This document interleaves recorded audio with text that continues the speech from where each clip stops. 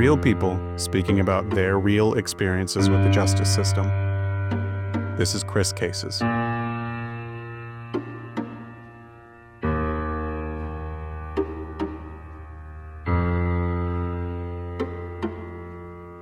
right. Hi, everyone. Welcome to the next episode of Chris Cases. I have another special guest joining me today. This is Bret. Bret's going to talk about his experience with the criminal justice system on a very unusual situation that happens that people don't realize. But Bret, welcome. Thanks for joining the show today. Thank you. Thank you for having me.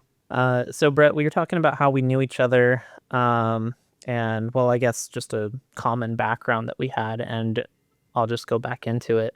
But we both worked at Fry's at one point in time. In fact, even the same store. I think I asked you what you did when you worked at Fry's. Yeah, I was a grocery manager, which means I worked nights and I managed the grocery crew and ordered for the store. I started off as a bagger and then a cashier and then worked my way up to an assistant front-end manager. But grocery managers definitely had the worst of it. They always had to work like more than anyone, even the store managers, I feel like. Yeah, it was supposed to be a 10-hour shift. It ended up being like 10, 12, 14 hours, and then 5 days a week, more like 7 days a week. If we could work you that 8th day, we would. Right, yeah. No, that's my recollection of it too. All right, well, fast forward to October 31st of 2024, Halloween of last year. You were in Yavapai County, and you got pulled over at a traffic stop. So I guess tell me a little bit about that Halloween of last year, like out in Yavapai County. Was there a good party going on, or what were you doing out there? I was hanging out with a friend of mine at their house. Just a average Halloween night kind of thing. Him and his wife, and then their kids were there, and then the neighbors were there, and all that. And Halloween, started at 4 p.m. ish, and then ended around 6, 7. People were drinking. I was drinking until probably about 7, 8, and then I just started chugging water. But I was there till about 11. Okay, yeah, and you get pulled over around 11:30 at night. I'm going to show the clip of what that looks like just so that we can kind of watch and see what happened when the officer first approached your window. So I guess let's go ahead and do that. Hi. Hi. How are you? Good. How are you? Good. Do you know why I pulled you over tonight? No, I don't. The headlight? That's for one, and you can't have your brights on if your headlight's not working. Oh, it's automatic brights. Okay. Oh, it does it on its own? Yeah, it's automatic. Okay. In addition to that, the stop sign, I didn't see you stop. It was super brief, like you just briefly stopped and took off. I would have noticed it if the headlight wasn't out. I was trying to get home to my dogs. Okay. Because I need to let them out. Oh, okay. Where do you live at? The Verde Valley RV Park. Verde Valley RV Park? Okay. Yeah, I'm moving my trailer tomorrow down to Phoenix. Okay. Any weapons in the car? No weapons. All right. Awesome. And then do you have a driver's license, registration? I do. All right. And I might be right back. Okay, so we got to just watch the initial traffic stop. Does that bring back any memories of that night? Oh, yeah. Okay. What was going on in your mind when you get pulled over? You're on your way home, you're going to go let your dogs out, and you get pulled over for potentially not stopping at a stop sign. So what was going on when the officer approached you? In my head? Yeah. Oh, all I could think is I'm the only car on the road, and they're coming after me because I did have it. One of the headlights was out, which was funny because I was going to have it fixed the very next day. And what I was thinking is, probably going to look at me for a DUI, most likely. 11:30 at night, it's kind of the witching hour, kind of not. On Halloween. On Halloween, you don't drive on a holiday. That's the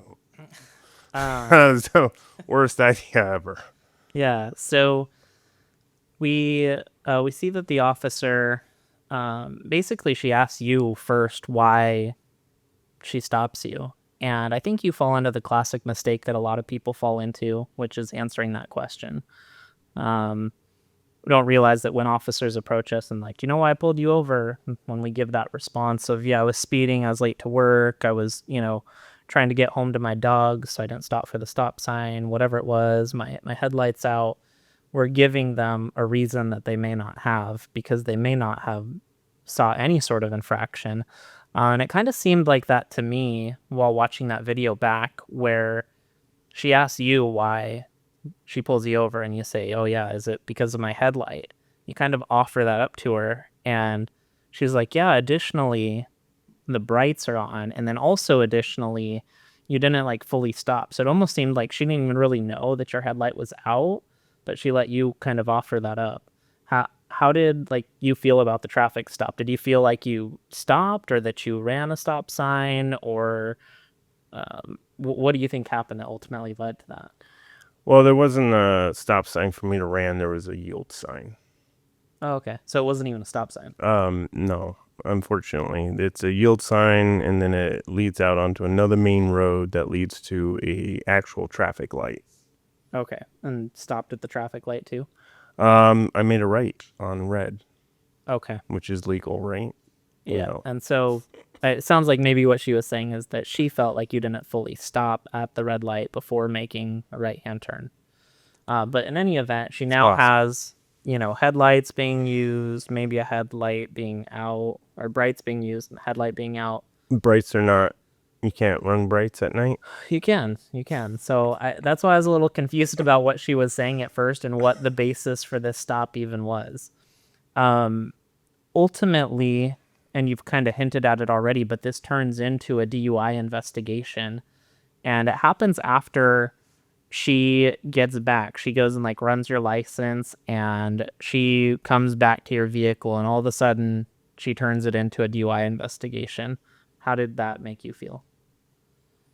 I've been through it before, so it doesn't feel great. The best thing to do is just stay calm and figure out if you're going to be arrested tonight or not, if they're going to let you go. Some police forces, like City of Phoenix, they'll just let you go. They'll take your blood or breathalyze you or whatever, and then they'll just let you go home. And some, like Highway Patrol and other precincts, they'll book you. Even if they don't have anything against you, Yeah. they'll just stick you in jail for 2 days, roughly. You said that you've been through it before. Was there do you feel like because of whatever she saw in your past that's why it turned to a DUI investigation? Yeah. I Okay. think she ran my record or driving record or whatever they can see in their computer system. Okay. And because up until this point, there wasn't any mention of any alcohol or drinking or drugs or anything like that. And when she comes back, all of a sudden it just turns to a DUI investigation. Yeah, I didn't bring it up, but I could tell that things had changed as soon as she ran my driver's license and all that. After she gets back, at some point, she asks you to step out of the vehicle, and she's going to start performing field sobriety tests. Ultimately, you decide to participate in the field sobriety tests, and having been through it before, we'd previously talked about an incident that you went through when you were 19 years old.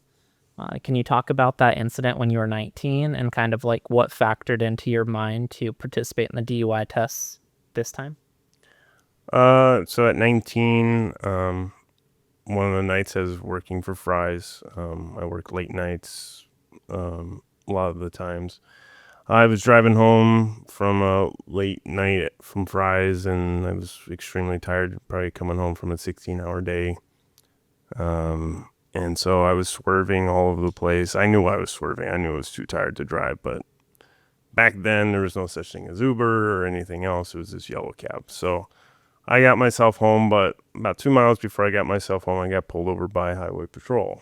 And the Highway Patrol, I was 19. I'm wearing a Fry's shirt. It says Fry's on it. It's like polo. I had one of those. Yeah, the black and red Yep. ones. Yeah, with the collar. So I was wearing the shirt. He asked me if I was coming from a bar or something. I said, no, I'm coming from work. I got the Fry shirt on. And I'm like, I got a box cutter on me. And he's like, okay. So he makes me do a field sobriety test. He like looks in my eyes and says, I don't smell any alcohol on you. And so he just holds me there for like 30, 45 minutes.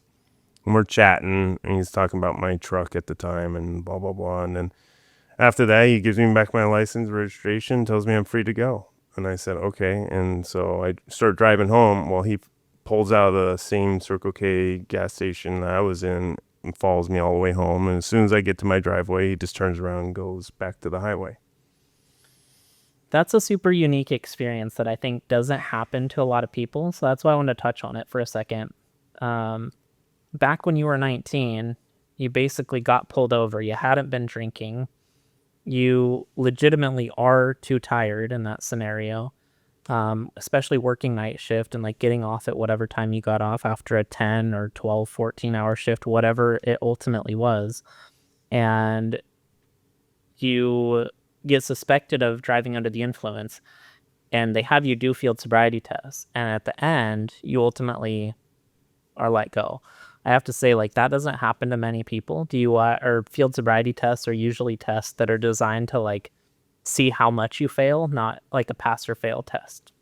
Do you miss one step? Do you show one sign of nystagmus? Do you miss the count by a couple seconds? Are you missing this stuff by a lot? But for you, you perform this, and at the end of it, you're like, whoa, it all worked out. I got to be let home, and the officer even like follows you home to make sure that everyone else is kind of safe on the road and stuff. I don't think that happens to too many people. So in this scenario, did you kind of feel like maybe that could happen again for you here? Yes and no. From when I was 19, from that stop, the cop did say, even though I hadn't been drinking, being tired is a form of intoxication, and he could still write me a ticket for reckless driving or something. But he didn't. He was a nice guy.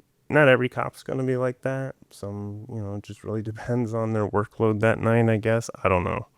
They all come up with something different to say. But at the night of Halloween, no, it's Halloween. Holidays are different. I'm pretty sure. Let's put it this way: Camp Verde is a very tiny town where I got pulled over. It's a population of 3,000, 4,000 people. I was the only car on the road, and I had 15 other cop cars behind me. The entire town of police were there. Yeah, there ended up being a lot of cops at your traffic stop, whether they were there from the beginning or later on. They all like more and more showed up. Yeah, it was this. Yeah, the whole gang. So once they started all showing up, I knew I was not going home. Yeah. Well, one thing for you to know and for viewers to know, I guess, is that people don't have to take field sobriety tests. Some officers will tell you you don't have a right to refuse field sobriety tests. You have the power to refuse, and case law talks about how people have the power to refuse. And that's because they can't make you walk in a line. They can't make you follow their pen with your eyes. They can't make you stand on one leg. If you choose to not do those things, then they don't get to administer their field sobriety test. And the reason why some officers say that you don't have the right to refuse is because if you do refuse, then some courts and judges will allow that to be told to a jury if it goes to a jury trial. Gets all the way to jury trial. They say, hey, how did he perform on field sobriety tests? And they say, well, he actually refused. And jurors could then use that as, well, if they refuse, that means they must have something to hide. They must have been under the influence of something. But usually field sobriety tests are a way to kind of gain evidence against people to give the police probable cause to ultimately arrest you. So I want to talk about those field sobriety tests a little bit more. This is part of an excerpt from NHTSA, which is the National Highway Traffic and Safety Administration. They are the administration that talks about approved tests for field sobriety tests and how to administer those approved tests. So I want to go over some of what they talk about, and then we're going to watch what the officer does with you during the field sobriety test. But the first one they start off with is a horizontal gaze nystagmus test, or an HGN test. And what NHTSA says about nystagmus is it's the involuntary jerking of the eyes, occurring as the eyes gaze to the side. in addition to being involuntary, the person is usually unaware it is happening and the person is unable to control it. So what they say is that HGN or nystagmus can be seen in people that have been drinking or using drugs ultimately. And so they talk about all this stuff, medical conditions and things that can also affect it. But essentially, they give the officers like a step-by-step of like what to do when doing this. So I want to talk about what some of those are. It says step 1, check for eyeglasses. It says, note if the subject wears contacts, especially colored contacts, because some colored contacts may affect the ability to compare pupil size, begin by instructing the subject to remove glasses if worn. Do you wear contacts? I do. Do you wear colored contacts? They're tinted a little bit, yeah. Tinted what color? Blue. Okay. And we'll talk about, I guess, what the officer like does with that. But you do kind of note that for that. You note that to them when they talk about this. I do, yeah. Okay. Because when they shine a bright light in my eyes, it doesn't matter if I've been drinking, just woke up, or, going to bed. It makes my pupil, like, move around on that contact, and it feels like it's scratching it. Yeah. Weird. And I told her about it, and she didn't really want to listen. Yeah, you have some sort of medical condition with your pupils. Talk about that a little bit. So yeah, I have issues with overhead lighting and stuff like that. I can't have direct light going into my eyes. It screws me up wherever I am. Like even like this kind of situation, I can't do it for long periods of time. Okay. And you told them about that too. Yeah. So then it talks about the verbal instructions, and it says, give the subject the appropriate verbal instructions. Put your feet together, hands at the side, keep your head still, look at the stimulus, follow the movement of the stimulus with the eyes only, keep looking at the stimulus until the test is over. So that's what NHTSA says that the officer is supposed to kind of talk to you about before they even administer this test. And it says that if there's anything that's abnormal, that they need to note that down on their sheet that they document all this on. So that being said, I just kind of want to watch the horizontal gaze nystagmus test and them administering that to you. Can you lean back? I can go grab it. No, that's okay. Go ahead and sit on your vehicle. Sit like. Just on the edge right here. Okay. I'm really short, Okay. so I have to use that for leverage for me, okay? Okay. All right, and I still think he's too tall. What do I need to do? You're going to follow my pen. Okay. I'm going to put you through a series of tests. Do you know what HGN is? No. Okay. I'm going to run you through a series of tests. The first one's going to be, do you know what, I can't even talk tonight. I already did this too many times. Do you know what nystagmus is? No. Okay. So what's going to happen is I'm going to look at your eyes. Have you ever had a brain injury or anything like that? Not recently, but Okay. possibly. Okay. I wear contact lenses. Okay. Do you know what resting nystagmus is? Where any of that? Okay. All right. So we're going to just be checking your eyes for that tonight. Okay. In addition to that, I'm going to run you through a couple of tests. Okay. Okay. All right. All right. Go ahead and put your hands beside. The whole test, most of the time, you're going to have your hands beside you, just like that. Okay. Okay. Just like that. Perfect. Sorry. No, that's okay. Do you have any weapons on you? I have 2 vapes, keys, and a phone. Keys and a phone. Perfect. That can stay in your pocket. Okay. Okay? Perfect. All right, I'm going to have you follow my pen, okay? See the pen? Yep. All right. You're going to follow this the whole time. You're not going to move your head. All you're going to move is your eyes. Okay? Okay. Perfect. Can you hold this light for me? Thanks. Sorry, I have issues with my eyes. What's that? What do you have going on with them? One of them's kind of lazy. Okay. And then the other one has a like a pupil problem. A pupil problem? Okay. Yeah, because when I have bright lights in my eyes, the lens in my eye reflects the light back into my eye. Okay. Perfect. What does that do? So when it's really bright outside, like when the sun's really coming in the afternoon, it bounces through my windshield and then into my eye, and it causes me to have issues seeing the road at times. Okay, as I go through this, can you tell me I got you. the 1 and the 2? Okay. All right, ready? Go ahead. All right. Do I look up or down? You're going to What look do I do? right at the tip of my pen. Can you see that? Should I move my head or no? No, just your eyes. Oh, just your eyes. Wow. Okay. So go ahead and look straight. And you're going to just your eyes, okay? About right there, Cody? Yeah. All right. All right, here we go. Right now, I'm just checking to make sure.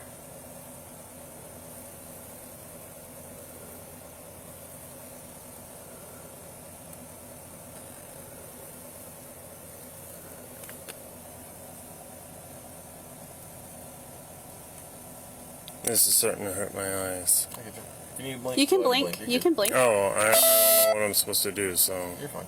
Yep, you're fine.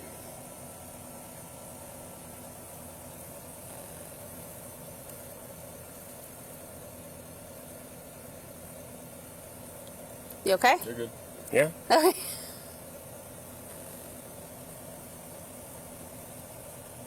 Just your eyes, okay? Okay. Not the head.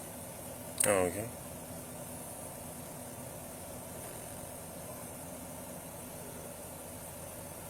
We're almost done. How am I doing? Good. I'm good. How are you doing? I don't know, I'm just trying to get home to my dogs.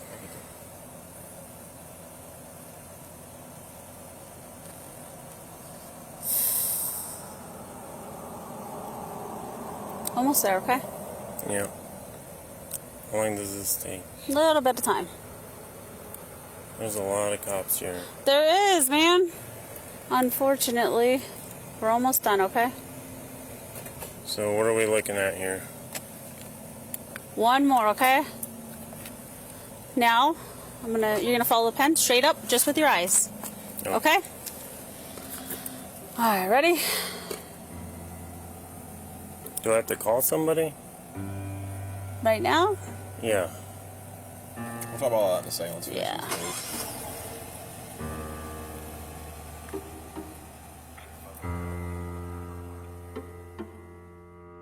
A lot to unpack there.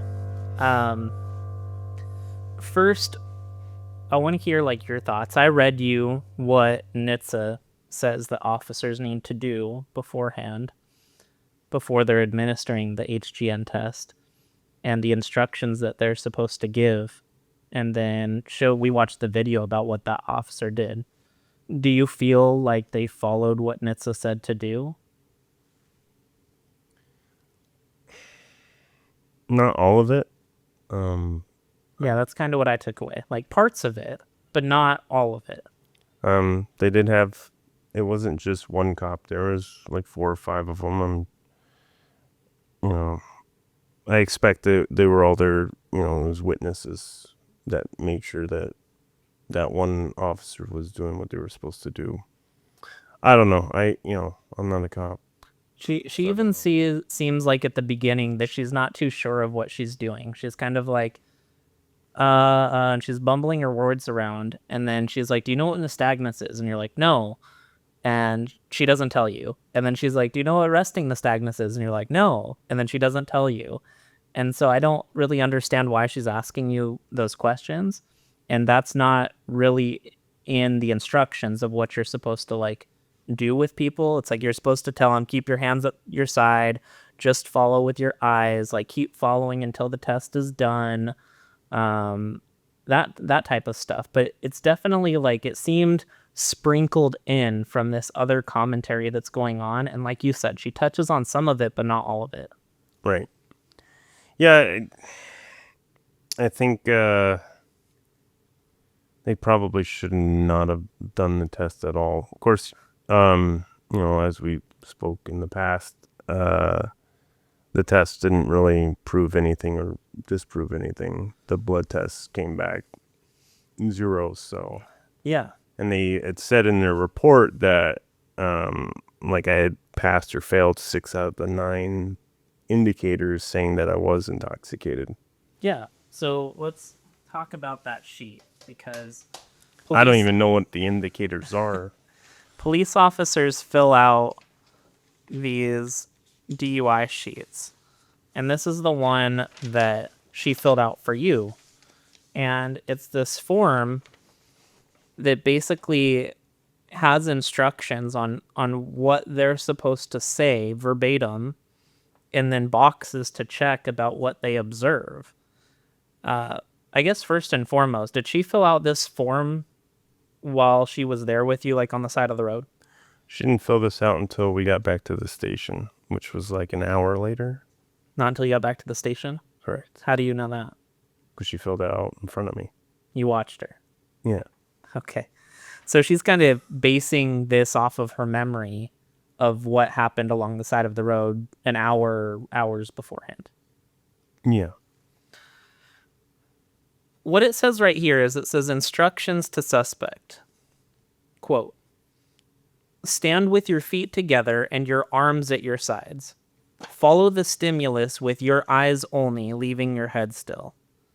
Now, even though she might have told you to only use your eyes, we can agree she definitely didn't say what I just read that's on this sheet, right? Right. It talks about contact lenses on here, right? And there's a box about whether or not to check yes or no if someone's wearing contact lenses. Right. And right under that, it asks them to check a box about whether those contact lenses are hard or soft, right? Yep. And neither one of those boxes are checked. Right? Correct. And we don't hear her ever even ask you about anything like that. She didn't ask me. I was the one that brought up the contact lenses. She never even asked me about it. Nowhere on this sheet does she document anything about what you said about the pupil condition that you have, that you talked multiple times about how the sunlight affects your pupils and how it dilates differently. That's not mentioned anywhere on here, is it? No, it's not. But when we talk about the NHTSA sheet and we talk about what's important, the organization that puts out the parameters for how to administer these tests and what you need to look for and how other types of conditions, medical conditions, could affect someone's nystagmus. For me, at least it's a little concerning when we see officers that don't know as much about NHTSA, the organization, to be following those procedures and following what they say to do. I mean, do you have any take on that?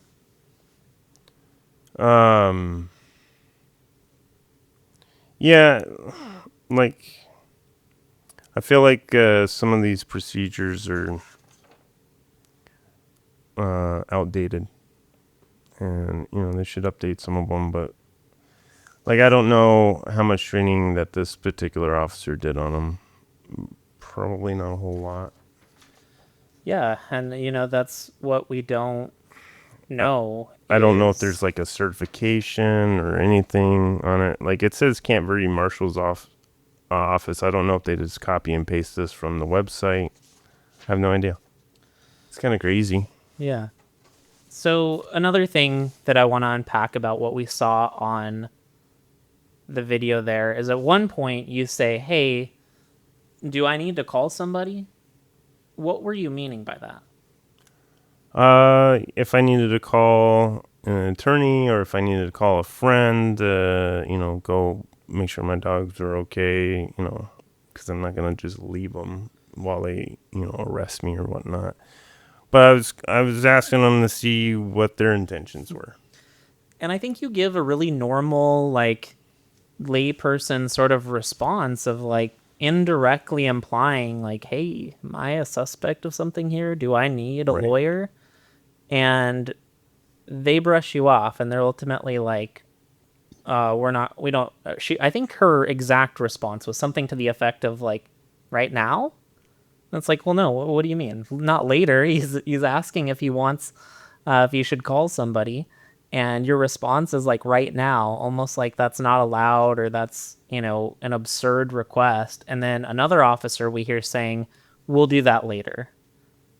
What's going on in your mind when you kind of are making a request like that or think that you're making a request like that and it's dismissed? Oh, well, I'm thinking that, this is not going to go very well, and it's going to get worse quickly. as in they're going to probably arrest me within the next like 5 or 10 minutes, detain me. And as soon as they do that, they take all your personal belongings away from you, your phone, keys, wallet, everything. So anything to contact the outside world, you no longer have that ability. As soon as they detain you or arrest you, either way, you're still handcuffed and you're in the back of a vehicle.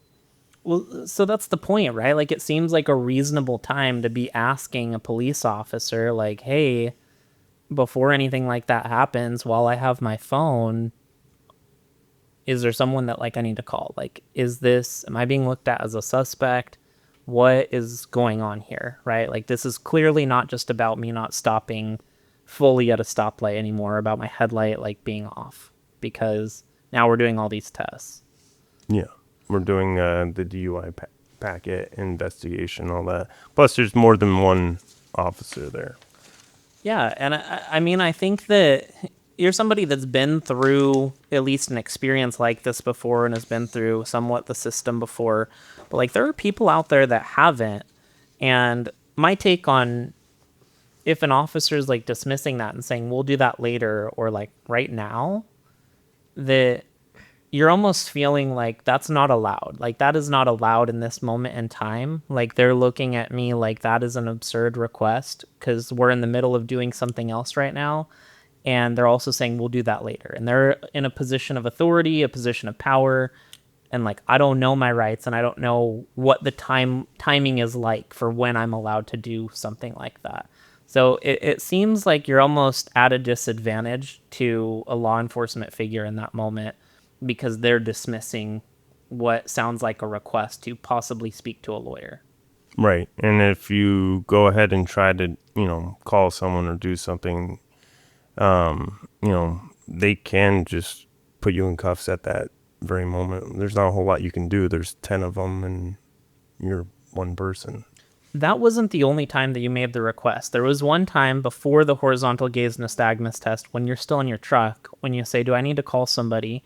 And then right before the walk and turn test, you actually have your phone out in your hand and you say it again. And you're like, do I need to call somebody? And the officer tells you to put your phone away at that point. So I think in total, it was 3 or 4 times that you make this reference to calling someone. And each time it's kind of glossed over or dismissed as, hey, we're not going to do that right now. How did you kind of feel with having to repeat that multiple times and then not having it really acknowledged or having it dismissed? Yeah, I feel like that was crappy of them. They could have just told me. It wouldn't have impacted their investigation at all, because when it comes to a DUI, the only real evidence they have is either your admission, which they knew I wasn't going to give, and the blood results. So, like, they didn't really have any reason to arrest me that day. So, but I knew they were going to anyways. So they could have just, told me. You said something interesting there, and I have a jury instruction here that juries are given when they're sitting on a DUI trial sometimes. It is the revised Arizona jury instruction, the criminal part of it, and it's 28.1321. It's about refusals to submit a test. Ultimately, there's a little footnote citation in here for a case reference called State v. Juarez. It says, in a criminal DUI case, the accused has the right to consult with an attorney if doing so does not disrupt the investigation, and informing the driver that he may not call his attorney before taking the test misstates the law and violates the driver's right to consult with counsel under the 6th Amendment of the United States Constitution and Article 2, Section 24 of the Arizona Constitution. So here we have this case that basically says that you have a right to consult with a lawyer before doing tests, and that telling you otherwise, that's a violation of your constitutional both federal and state rights. That's definitely not the way that they made it seem to you on Halloween of last year when you're making these indirect requests to call somebody. Right.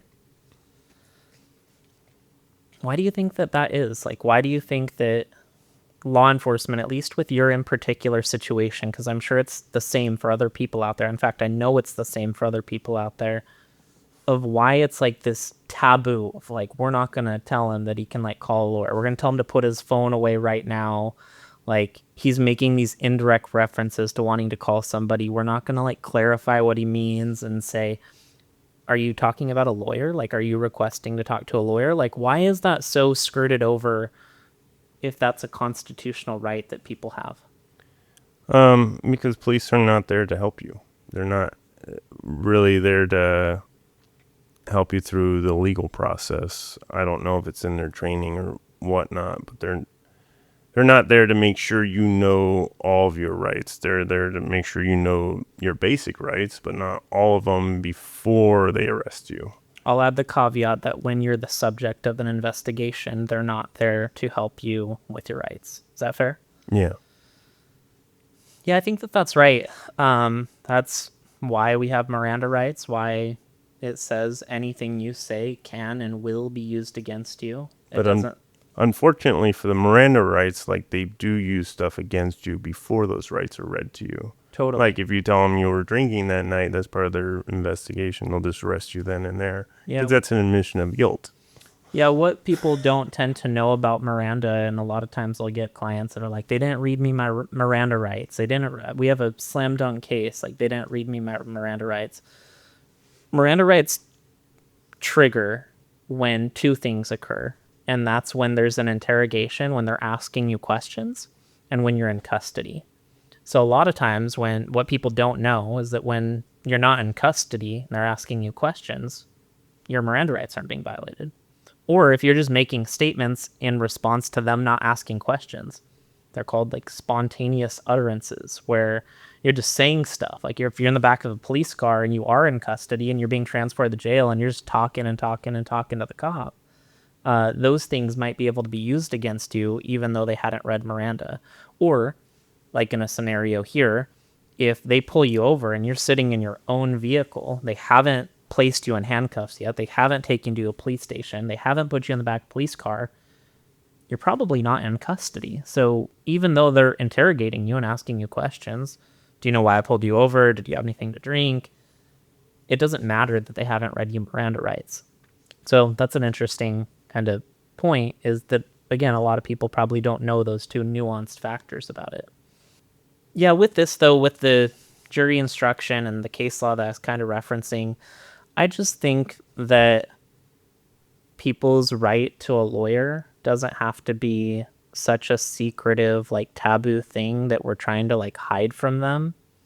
Like, people shouldn't necessarily have to know exactly, like, the right words to exactly say, how to say it, in order for it to be a thing.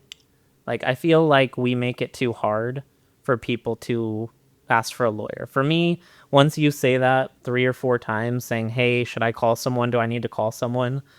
It's pretty clear to any like layperson watching that and hearing that you're referencing a lawyer. What the case law talks about is that you have to be so clear. Yeah. You have to be, I want a lawyer. And almost anything short of saying, I want a lawyer, is not enough. Like, even saying that you're going to remain silent sometimes is not enough. There was a case out of Louisiana where a person asked, and they used slang essentially, and they're like, I want a lawyer, dog. And it went up on like appeal and stuff. And ultimately the appellate court is saying, no, like, they asked for a lawyer, dog, which is not a real thing. And so it wasn't an ambiguous request for a lawyer. And to me, that's just silly. Like, we all, like, it should not be that hard. Do you have any, like, take on that? I know, like, I'm not asking for a legal perspective, but, like, as a layperson trying to exercise your constitutional rights, like, do you feel like it should be that hard? No, it shouldn't. Because not everyone knows the exact wording of what should be said to get their desired outcome. Like, if you ask for a lawyer or ask for help or ask for anything, the police should know. Well, they shouldn't know, but they should also, like, I don't know, slow things down a little bit or call someone in that can. It doesn't really take a whole lot of time from them. Yeah. They already kind of got you. So, The legal system is supposed to be accessible. Justice is supposed to be accessible, you know? And so I think that we're making it inaccessible when we say it has to be that specific. That someone saying lawyer dog is not specific enough, or someone saying I want to remain silent is not specific enough, or do I need to call somebody, or should I call a lawyer? There have been cases where people are like, should I call a lawyer? Do I need a lawyer? And that's not specific enough because it's not a statement. They're asking a question. And I just feel like it makes justice inaccessible a little bit. it definitely does, yeah. And, and cops are not really there to answer your questions. Only if you're really a victim, but not a perpetrator. If you're a perpetrator, they typically don't like to answer your questions. So ultimately, you go on, you do some more field sobriety tests. You do a walk and turn test. That's where you have to walk 9 steps, turn around, walk another 9 steps back. They kind of document how you're doing on that. We don't need to watch all of the video and like show all of that, but I mean, from what I watched, you perform pretty well on the test. You're not stumbling, you're not falling over. You are, trying to do the test. You wait to start until they tell you to start. Like you kind of do all the things that you're supposed to do. And then you do the 1 leg stand test where you stand on 1 leg and hold up your other leg. You're supposed to hold it up for about 30 seconds and you basically do that. You're not like, again, hopping around. You're not like wavering your arms around. Like you perform overall pretty well on these field sobriety tests, but ultimately, unlike your experience when you're 19, the officer doesn't say, hey, you're all good. Like, I don't think you're impaired. Instead, when we look at that DUI sheet that we looked at, they say you showed 6 cues here, 4 cues here, however many cues here. Essentially, you failed. Like, were you surprised to see your results of your field sobriety test, considering how, like, you thought you did? Oh, no. Why not? Because it's a field sobriety test is subjective. It's subjective to the cop's experience. There's like no actual science on there.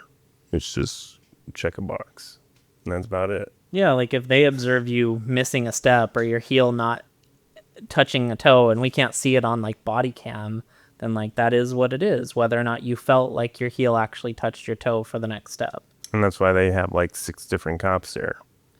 I mean, a lot of times I'll get clients that are like, Chris, we're good. I took the field sobriety test, but I passed 100%. Like I nailed it, A+ on that test. And then I'm like, well, don't get your hopes up. I don't think the police report's going to say that when we get it back. And sure enough, like every single time we get it back, it's like, here's how many cues you showed. So I guess I'm just wondering from like a client perspective, taking the science out of it, taking like the jadedness of like the police's role out of it, just as like a person who felt like you probably did pretty well on the test, like how does it feel to have it come back and you didn't do so well? Almost like you're writing like an essay in college and you're like, wow, that essay I knocked out of the park. It was great. And then it comes back and it's an F. Like maybe you could understand a B or maybe you could understand an A-, but like an F, like is it comparable at all to like that? I would say I would never take it again if they ever asked me to do it. Well, that's good. You shouldn't. Yeah, it's a giant waste of time. At the end, it's, I don't, for me anyways, I don't really go into it thinking, yeah, I'm going to pass this thing. It's just maybe 5%, 10%, from when I was 19, it might happen again where they just let me go. Even 5% chance, 10% is enough for me sometimes. It just really depends on what's going on that day. But yeah, for me, I don't, just like an essay, I guess, in college or what, going into it, I know I'm going to fail. It's for me. I've been through the legal system a couple times, for these driving offenses. I do like to gather a few of them. But I don't know. I hopeful that, possibly they let me go, but the last 2 times, no. I don't think that's the case, and it's probably best if anyone does get pulled over, don't take the test, because they're gonna detain or arrest you anyways. They have their suspicions. And the best thing to do is not give them the blood tests, and, make them get a warrant, make it take as long as possible, to be honest. But So we'll jump on to the actual like court case of this, but just commenting on the last thing you said there, I think it's important because it's probably one of the most common questions that I get asked about, like, what do I actually have to do when I get pulled over? So I guess I'll say I agree. Don't take the field sobriety test because you don't have to, and they're just trying to gather probable cause against you to arrest you. If you don't take them, they're going to have to make that decision without being able to say that you failed the field sobriety test or you messed up certain parts of them. If you get pulled over, you need to provide people with your license, your registration, your proof of insurance, and that's really about it. You don't have to tell the police where you're coming from, where you're going, what direction your house is, if you had anything to drink, how long ago it was, when the last time you smoked marijuana was, anything like that. do you have to roll down your window all the way? Well, you don't necessarily have to. There's actually a lawyer that started this thing where you could put your driver's license, proof of insurance, and your registration inside of one of those paper protectors and tie a rope to it and throw it out your window and roll it up. And it's like, here, you have everything you need. You don't need to talk to me. And then you can't say that you smelled alcohol. You can't say that your eyes look bloodshot and watery if you turned away. So yeah, I mean, are you going to upset some officers if you do that? Sure. But no, it's smart in the sense of really understanding what your rights are. If an officer asks you, if you have a weapon in your car, you do have to answer that truthfully, because otherwise you can get charged with a crime for being dishonest about that. Gets a little dicey about if an officer asks you to step out of a vehicle, because there's a law that says you have to comply with lawful orders. So if an officer pulls you over for not stopping fully at a stoplight and then orders you out of a vehicle, you might be wondering, well, why am I being asked to step out of the vehicle right now? But whether or not that's a lawful order that they're giving you is hard to determine in that moment. Is it for officer safety reasons? Is it valid? Is there some purpose for it? So if you don't step out of your vehicle, then they might have grounds to arrest you for not complying with a lawful order. So they ask you to step out, you're probably better off stepping out, but license, registration, proof of insurance, and if they ask you about a weapon, be honest about what that is. Aside from that, you don't really need to say anything else other than I want a lawyer. So transitioning now into your actual case, this is where it gets interesting, and I think you've hinted at it a couple of times, but ultimately you get charged in a justice court for driving under the influence, and they allege that your license was suspended at the time or revoked at the time. And so that would elevate it from a misdemeanor DUI to an aggravated DUI, which is a class 4 felony. And there are only 5 ways to kind of elevate misdemeanor DUIs to felonies. And 1 is if your license is suspended or revoked. 2 is if you're supposed to have an interlock device in your car. 3 is if you have a kid under the age of 15 in your car. 4 is if it's your 3rd or more DUI in the last 7 years. And 5, they added it the most recent one years ago for driving on the wrong side of the road, because we have so many wrong way drivers here.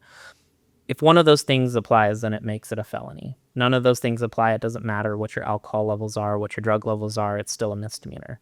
So anyways, they said that your license was revoked at the time. So this went from Justice Court over to Yavapai County Superior Court for felony, an aggravated DUI. And you actually get put into what's called Early Disposition Court, or EDC.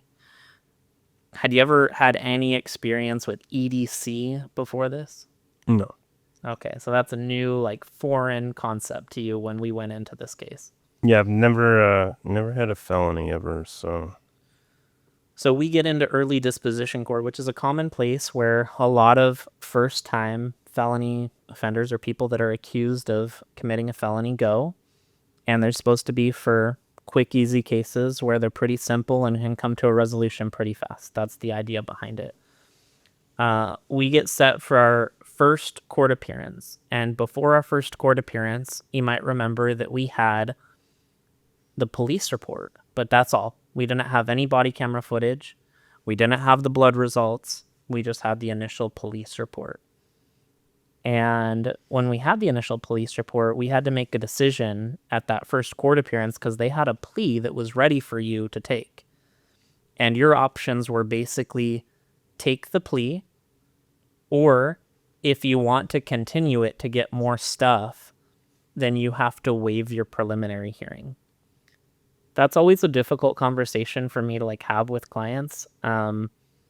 So I just want to like ask you, like, seems pretty overwhelming to be presented with a plea, and a plea that calls for prison nonetheless, at your very first court appearance, and you have to make a decision of like, take this, or I have to give up my right to a preliminary hearing if I don't take this. Like, what's that like? How did you feel? It doesn't feel great. It was pretty stressful. And the prosecutor, at the time, also said, if I don't take it in court, that this is the best that they will do at the time. And I think you advised that we just keep moving on and wait for the blood tests to come back. And what was going on in my head is, this could get worse or it could get better. Who really knows? Luckily, it ended up getting better, but it's not always the case when it comes to DUIs. Yeah. So I have a couple documents here. This one's your plea, and this says that you would be pleading guilty to aggravated driving or actual physical control while under the influence of intoxicating liquor or drugs, a class 4 felony. It goes to the stipulations in the plea here, and this says that defendant is not eligible for probation, pardon, commutation of or suspension of sentence until the defendant has served not less than 4 months in prison. So basically, this plea was for you to go to prison for 4 months. And at that time, all we had was like a short, few pages police report about what the officer said happened during this traffic stop. Is that right? Correct. Do you remember, like, did you review that police report before, like, this hearing, or even have an opportunity to look at it yet? Yeah, I read through it. Were you wondering, like, well, what about the video? There's all these cops around, and they had body cameras on. Like, can't we, like, get the video and, like, watch what happened rather than just, like, trusting this officer's report? Or, like, did that cross your mind at all? It did. My concern was, I wasn't exactly sure, and that's why I relied on, what you had said. You told me that you've tried cases in Yavapai and Coconino, and you'd been up north, and Yavapai County is one of the harder counties to deal with. I have no idea. I typically live in Maricopa County, but it was a little interesting how Yavapai County deals with all of that stuff. Yeah, I mean, I think that the one thing that's different, so Maricopa County also has Early Disposition Court, but Yavapai County does it a little differently. And basically, in Maricopa County, you can continue things, usually at least once, maybe twice in Early Disposition Court, and try and get some more discovery. Now, they are usually will limit some of the discovery and not do like all the body cam, like every single thing, but usually you can try and get at least some of it. Yavapai County, that first court appearance, if you want to continue, they make it contingent upon you waiving your preliminary hearing. So that's kind of the second document that I have here. This is called a stipulated motion to continue EDC and waivers of Rule 13.2 and preliminary hearing. So I just want to read this for you and kind of the viewers. This says a right to a preliminary hearing. It says, I understand that under Arizona Constitution and other applicable law, I have a right to a preliminary hearing at which a magistrate, without making any determination of my guilt or innocence, will decide whether there is sufficient evidence against me to establish probable cause to try me on these charges, I understand that I have a right to a lawyer at the preliminary hearing, and if I'm unable to obtain the services of a lawyer without incurring substantial hardship to myself or my family, one will be furnished for me free of charge. Says, I understand the prosecutor would be required to present witnesses and evidence against me at such a hearing to demonstrate that there is probable cause to try me on the charges, and that I would have a right to confront and cross-examine such witnesses and to present evidence of my own innocence. I understand that if the prosecutor failed to show probable cause to try me, the charges against me would be dismissed. Says, I understand the state has no obligation to give me a plea offer.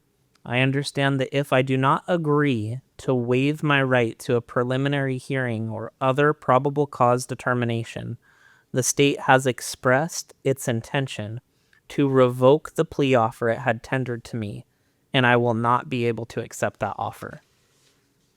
So not only did he say it at the hearing, but it's in writing in this document that they gave us saying, if you don't waive your preliminary hearing, like, first of all, if you want a continuance, you have to waive the preliminary hearing. And if you don't waive the preliminary hearing, then we take away the plea altogether and you don't have it anymore.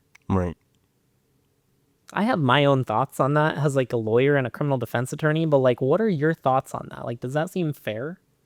No, it seems a little ridiculous. Like, it's not like I'm like the only person in the state of Arizona that's going through this. There probably had been dozens of other cases. Thousands. It's like the number one moneymaker for Arizona. So the fact that they're, trying to bully you right out the gate, it's a little ridiculous. And I get it. It was my third offense and all that. And, Arizona has... And I'd like to make a note that, this involved no other vehicles, property damaged, and nobody. No other parties were involved. It's right. just me, myself, and my, going down the road. But, that's still not an excuse. But at the same time, that's all the prosecutor knew as well. And they still, treat me like garbage. But, that's I'm sure, he had 50 other cases on his thing and just feels like they just print it out from somewhere, right? Is that kind of how they do it? They just print it? Yeah, I mean, their policy offers and how much like time goes into actually looking at it, I don't know. At this point, I want to just note that not only do we not have the blood results, but what we know now is the prosecutor didn't even have the blood results yet for you. Like, at the time that this happened, this was like November 7th of 2024. We know that the initial blood results don't even get tested until November 20th of 2024, 13 days later. So we know that the prosecutor, you're in court, you have a court appearance, they're threatening to take away the plea, they're telling you to waive your preliminary hearing, and they don't even have blood results to show if you have any alcohol or drugs in your system. I mean, that seems crazy to me. And then, they ended up getting the alcohol results back, but we went through like 3 or 4 more hearings after that. And we're going to talk about that in just a second. And I just, you said a couple of things, which is like, they look at your past, you'd been in trouble before. For me, that's not good enough. Just because someone has used drugs before and like has drug convictions doesn't mean that on this particular occasion they use drugs now. Just because someone drove under the influence before and have that prior doesn't mean that they did it now. Just because somebody committed an assault before doesn't mean that they're violent now. And so I think we have this mentality with many prosecutors and with the system itself, even with the mandatory minimums that are imposed on people once you start getting priors, that we look at people's priors, we look at their past, even if they have done everything they're supposed to, completed probation, served prison, paid all their fines, we look at their past still and judge them. We saw the police officer do it here where she went and ran your ID and saw whatever she saw and came back and changed her tune. We see it with the prosecutor here who doesn't have blood results to even like know whether or not they have probable cause that you've committed any sort of crime. And they want you to enter a plea to go to prison for 4 months. Right. How does it feel like being somebody with a past, like a little bit of past, no prior felonies, but a little bit of a past, to be like constantly viewed like for your past when you've done everything society has asked of you to put that behind you? Yeah, it's crappy. I think it sucks. And and I get it. They, some of these prosecutors, I'm sure they see way worse than me, or they just don't care. I don't know. But yeah, it sucks being labeled all the same. Like, they shouldn't do it. But at the end of the day, like, I'm not gonna change their mind on it. It's just the way I deal with it. I guess I have to change that. Because, you've been a lawyer for how long? 10 years this year. And I'm sure you've met a ton of prosecutors. And I'm sure they, some are good, some are bad, just like police, just like everybody else. So this particular prosecutor, it sucks. It really does. To be painted, the way it is. But I don't know. I'm just glad I had you as an attorney, to be honest. I appreciate that. So we're given this decision, and I have to talk with you and kind of advise you. And I'm like, and I tell the prosecutor, I think I even told the court this, but I tell the prosecutor and say, hey, we're willing to do a continuance. Like, we're willing to do a continuance. I need to see the blood results. How can I uphold like my ethical duty to my client to say, hey, it's in your interest to waive this preliminary hearing, to not challenge probable cause, when only the prosecutor and the police have determined probable cause. No judge, no jury, no independent third party checks and balances, all that good stuff. Just the state. How can I properly advise you, my client, to waive your constitutional right for someone else to verify that, to check that and agree with them, if I don't have blood results to look at? And I think I tell him that. And so we were open to a continuance in early disposition court, but they said, no, you cannot do a continuance unless you waive your preliminary hearing. That's our policy. That's how we do things around here. And so ultimately I was like, well, we're not going to waive the preliminary hearing. Like, I just ethically felt like I can't do that. And I know that's more of like a lawyer concept, but at least from my position, I just felt like I couldn't advise you to do that. And I'm really glad that I didn't, because once you get past the grand jury phase, or once you get past like the preliminary hearing, there are very few ways for a case to settle at that point. It's either going to plea, get dismissed on a legal issue if there is one, or it's going to go to trial. But like, if you can prevent someone from even affirming probable cause at the early stages, the case might never even have the legs to go forward. So we ultimately make the decision to affirm the preliminary hearing, and then they go and they get an indictment against you, again, with or without blood results. I don't know, because I don't know what the timing on that was, but they go and get an indictment against you, and we start going through like the trial prep phase in your case. Do you remember that? Yep.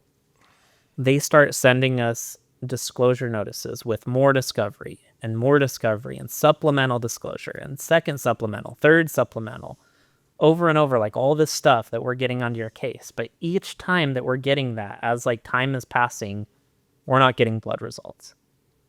And that's the most important thing in the case. Like you said, that's kind of what determines if there was actually anything in your system or not.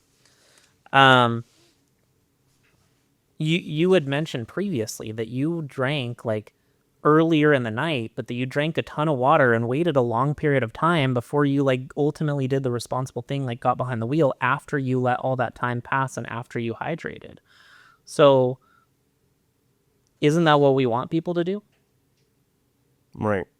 Yeah. Did you feel like you were doing the right thing by like drinking a bunch of water and waiting 4+ hours of like not drinking before you got behind the wheel to go home to your dogs? Yeah, I thought I was doing the right thing. I knew it's Camp Verde, so there's no Uber or Lyft up there, or Yellow Cab or anything like that. And, it's Halloween. I can't stay at my friend's house with all his kids and stuff. So, I started sobering up around 6 o'clock, and then I waited till 11, and that's when I decided it was time to go. I thought I was sober enough. Yeah, I was tired and groggy, and of course they can make a case for anything, any kind of impairment, but I didn't think at the time, and I should have been. It was Halloween, but I thought I was good to go to drive, and the blood tests came back as that as well, but it didn't really matter. They still stuck me through all that hassle. Well, that seems reasonable to me, right? Like, I mean, there are people that wait way less time than what you waited and drink way less water than what you did. And like, there's people that go out to dinner and have a glass of wine or 2 glasses of wine or a beer or 2 beers and then leave. Like, they're not waiting. Like, they go 30 minutes, an hour, even if they're trying to be responsible. Like, you're waiting 4+ hours and drinking a bunch of water.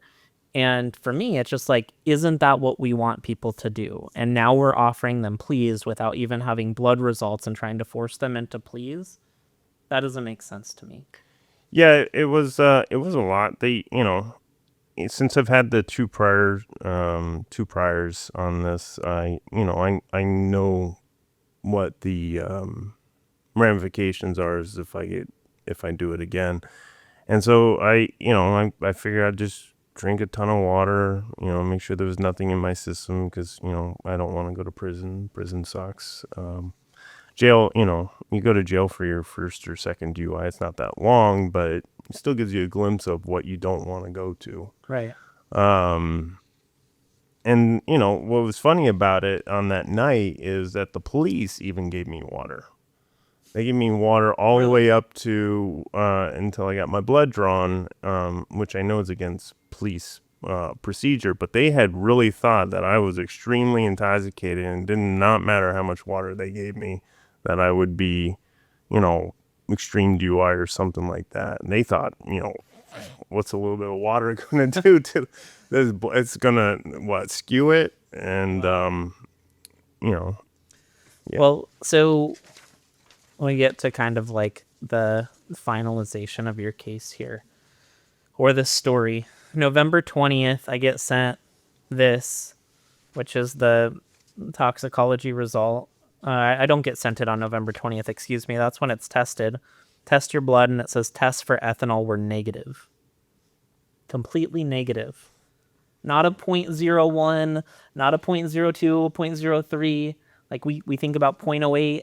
We think about people that have extreme DUIs at 0.15. We think about super extremes at 0.20. 0. You had no ethanol in your system at all. Looking back to now, know that this result they didn't even have yet, and they got it 7 days after they were threatening you to take a plea or waive your preliminary hearing. What goes through your mind, and what do you think about had you made a different decision and decided to take the mandatory minimum on an aggravated DUI and do that, and then knowing that this was your blood result? How does that make you feel? It makes me feel lousy. I have no idea what, trial would have been like, or, a plea deal after, maybe if it came back 0.06 or point something, something illegal.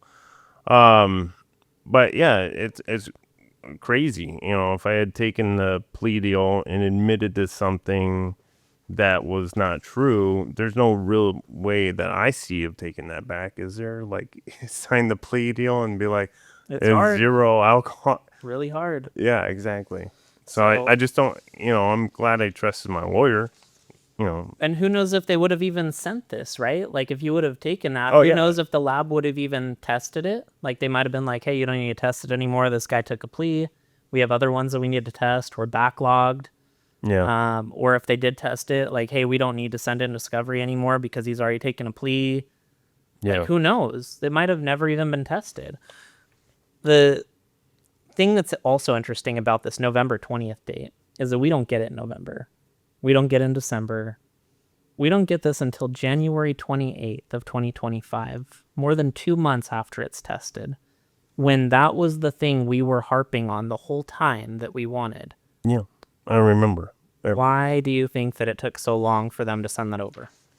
I think they were hoping, they freaked me out enough to get me to pressure you into taking a plea deal of some kind. Also, on that lab report, they did test my blood for drugs as well to make sure there was nothing in my system. But I think they were just trying to extend it long enough just to, get some kind of plea, anything. Because, there's money in a plea, too. The state gets tons of money in fines and other things, too. Thousands of dollars. Yeah. So ultimately, January 28th, they test your blood again. And this time they test it for drugs. And it says right here, no drugs were detected. So similar to the alcohol, no ethanol was detected, no drugs were detected. And so there's nothing in your system at this point. And the thing that I find so interesting about that, because many police officers, prosecutors, people say that field sobriety tests are so indicative of if somebody has been drinking, if they're under the influence. In fact, I think the NHTSA manual of what it talks about is it says like an 80 to 88% of the time, if someone has 4 cues of nystagmus in their eyes, that means they're going to have over a 0.08 on their blood alcohol concentration. The officer in your case said you had 6 cues, all of the horizontal nystagmus and of the vertical nystagmus, the worst you could possibly do on the test. And here it was right in front of her of you saying, hey, I have contacts. And if she would have asked you, they're blue. And that can affect the pupils right in the manual. And you telling her, I have this condition that affects my pupils. I have this aversion to light. As they start to do the test, you tell her, my eyes are starting to hurt from this. And so like the training manual gives you the answers and tells you that, and you tell her that repeatedly. And she just marks down that you have all 6 cues. Ultimately, you get arrested for a DUI. And here we are, we get 2 different blood tests that go out, and you don't have anything in your system. I mean, what do you think about that? I'm thinking that the officers should have had some better training. They've been doing this a while, longer than I have, and I'm sure they've seen every single case there is out there. They see so many people. She should have known that there was she or the other officers, because, the supervisor came out and other people did. They shouldn't have used my past against me. They should have actually administered the tests correctly and, been like, okay, well, you didn't fail or pass that, or, whatever the criteria is, probably let me go. But since I had the priors, that was not going to happen in their mind. And I can feel that energy from them. They're like, we're going to arrest you regardless of what this test says, the field sobriety test. Yet they shouldn't have used your past against you. You're like a prime example of why we shouldn't use people's past against them to assume what their future behaviors or actions are going to be. That cannot be the one factor and determination that we kind of look at. And I think even knowing that, the officer knowing that, it could have affected her investigation, because at first she's talking to you about not fully stopping at a light, and there's no mention of alcohol, there's no mention of smelling it, there's no mention of anything. And then she goes and sees it, and now all of a sudden her mind is DUI jaded, mode. right? Yeah. She's seen that before. And that happens time and time again when I have clients that have prior felonies or prior gang affiliation or prior drug usage or whatever. The officer starts looking at them through that lens rather than just the lens of I'm performing an objective investigation here. Yeah, I don't know if there's any real way to have that stop from having happen to me. But I won't be. I try not to put myself in those situations where I drive around on a holiday night. That's probably best not to do that. So there's some give and take. If I don't give them the opportunity, I won't have this issue again. But I don't know if there's a way to keep them from looking into my past and painting me like that again. It probably will happen again, but this time. Yeah, I mean, at the end of the day, too, like, well, let's talk about this. So the final thing, so a few days after we get those January 28th results, we get this motion to dismiss. February 5th of 2025, prosecutor files a motion to dismiss for the reason that there is no reasonable likelihood of conviction at trial. That's what they say. And the court grants that, and your case is dismissed. And your case goes on to, not only do we get it dismissed, but we immediately move to seal those records completely. So your arrest gets sealed, court documents get sealed, all of that stuff. So that's there now. But I want like people to understand, and I'm sure you understand, that like that didn't come without any scratches or scars. Like you still had to go through the experience. You still got pulled over. Like they still did all of that stuff to you. You still had to go in and like get your blood drawn. Were you released that night, or did you have to go to jail? 2 days in jail. You did 2 days in jail for not having any alcohol or drugs in your system. You had to pay a lawyer. Like you had to go to court. You had to have release conditions. Like that is not coming out of this unscathed. And, you know, they still impounded the vehicle for 30 days. You got to pay the impound yard, which goes to the state. There's a bunch of little things here and there. And my DMV stuff, which has nothing to do with the court. The DMV does whatever the heck they want, which is kind of annoying, as you and I have found out. Yeah, they still like potentially do something with your license, and if you don't reach out to them within the prescribed time period, then people can actually get their license suspended or revoked because they were arrested for this and didn't contact MVD in time, even if the results come back later and indicate that there was nothing in their system. I mean, all of that, everything that you had to go through, it seems like that is unjust. Like when I think about why I do this, representing the people that I represent, like a lot of it is like trying to help for rehabilitation and get people rehabilitation when they have done something wrong or when they do need it. But like, you are not my only case. You're not my first one. You won't be my last one. And I've represented many people, even other people that have had alcohol results or their blood results come back with no alcohol, no drugs. You're not the first person. And that's just me. And so I think that putting people through like this experience is unjust. Like, what do you think? No, I completely agree. You know, they should have treated me like it was my first DUI, like all over again, and you know, giving me the benefit of the doubt a little bit more. You know, but there's not a whole lot I can really do to them to like make them do better next time or anything like that. Yeah, I could possibly sue them or, you know, civilly, but at the end of the day, like they're gonna keep going on the next day to the next person doing the exact same thing again and again and again. Like there's no censure. They're not gonna get a write-up. See, one thing, and you talk a lot about a lot of important things there, which is I think culminates to the state has a lot of power. Police have a lot of power. Prosecutors have a lot of power. Yeah. They decide who to arrest. They decide what charges to bring. They decide to offer people pleas or to not offer them pleas and what pleas to offer.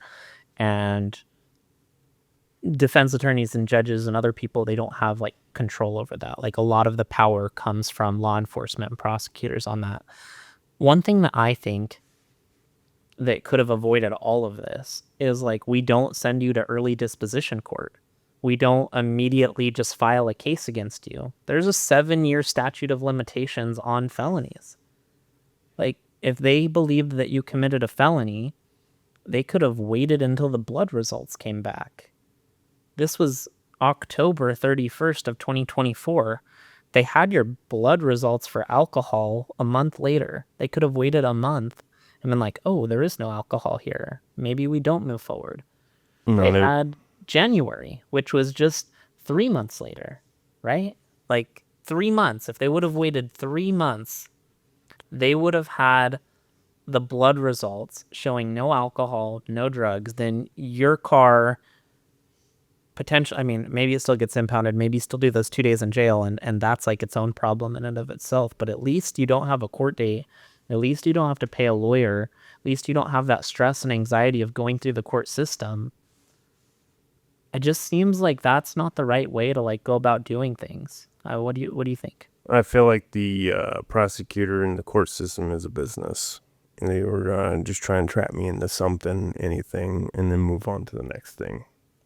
But it does feel like a business. It's like a cog in the system kind of thing. We got you on this, maybe sign this. All right, we're gonna get on to the next person.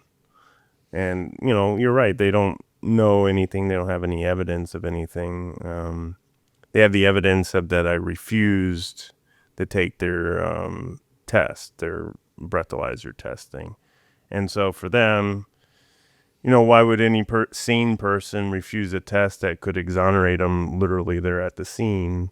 For them, they see that as admission of guilt. And so you're guilty until we have better proof, which would be the blood results. It's unfortunate to hear you say that it's like a business, because I don't think that the criminal justice system should be a business. I don't think that that is how we ideally think about it or we hope that it to be. But I also don't think that you're alone. And I don't think that's unreasonable for you to like feel that way after what you've been through. Because if we just have these, going through the motions procedure, like this is what it is, this is policy, here's the offer. No, you do have to waive your preliminary hearing if you want to take this plea. No, we will take this plea away if you don't take it. Like, it starts to make it feel like the purpose there is not justice and that it's something else, that it's money, that it's process, that it's business, that it is something other than justice. So while it's discouraging to hear that, I don't think that it's unreasonable. Yeah. Well, I was going to say, I understand, the legal system for violent crimes and stuff. Yeah, we need it. We need it to be there. But non-violent crimes and stuff, absolutely, it's a business. Like, until they, made marijuana legal, they stuck thousands of people into jail, and they did nothing to anyone. All they were doing was using a drug that ended up becoming legal a couple of years later anyways. Right. So it's crazy. That's just how the system works. And I get it. Years ago, there's a few bad apples that did something, and then they passed all these laws. But now the system, chews out as many people because, my fines pay for this and that and that and this. And if they can get more of us, it helps out the state. So yeah, it definitely looks like a business, feels like a business. Everyone. And if you look at, some of these plea deals and stuff, there's like all these like little funds and stuff that you're paying into as well. It's like the police officer equipment fund and this fund and that fund, the domestic violence shelter fund. Yeah. Yeah. There's like a million little funds on there. And so, yeah, it's just, here, you pay all these things and maybe we won't send you to jail. And good luck. And it seems like that also has its own issues, right? Like, of course, things have to be funded some way, but that seems like it has its own issues if it's going to potentially serve as a motivation. Yeah. It's the we're going to impound your car kind of thing, and all the money you pay to the impound yard, they get a little bit of it, and then the rest of it gets sent to the state. And the whole reason they, impound is to get some of that money up front. And they got it. There's I don't get it back just because I was accused of a crime and never actually, was found guilty of a crime. I still had to pay that money. Right. Well, obviously super happy about the result, that it was dismissed, that it's all sealed up, that we were able to find that out and do it fairly early on in your case, not early enough. I super appreciate you coming on here to talk about your experience so that other people can hear about it, because while we talk about, hey, I don't see it changing, I don't know necessarily how to change, my hope is that right people hear your experience and message and maybe change can come so that other people don't have to experience what you experience. So it definitely means a lot. One thing that I like to ask people that come onto the show is like, what is your parting message for someone about your experience? And if they're experiencing something similar with the criminal justice system or with the justice system, do you have any parting advice that you can share with them or their loved ones? Listen to your lawyer. Fortunately or unfortunately, they have a ton of experience with this stuff. I'm not a lawyer, nor do I go in and out of courtrooms a whole lot. But my lawyer in this case was correct, and if I had, my gut was telling me just to take the plea deals, because I can do 4 years in prison, Months. 4 months in prison. But the minimum sentencing guidelines for this particular crime, isn't it 2 years or something like that? Presumptive's 2.5. So Yeah. theoretically, if the case proceeds, And so that was my fear at the time, was like, I don't want to do 2.5, and the 4 seemed like a better idea. But no, I listened to him instead of my gut, and that's what I suggest. Do that, because he's seen it all. I have not. so I think that's good advice. Listen to any professional that has an education, training, experience, expertise in their area, because they have a lot of knowledge about that area, regardless of the law or anywhere else. But Bret, I super appreciate you coming on. Thank you so much. It was a pleasure having you. Thank you.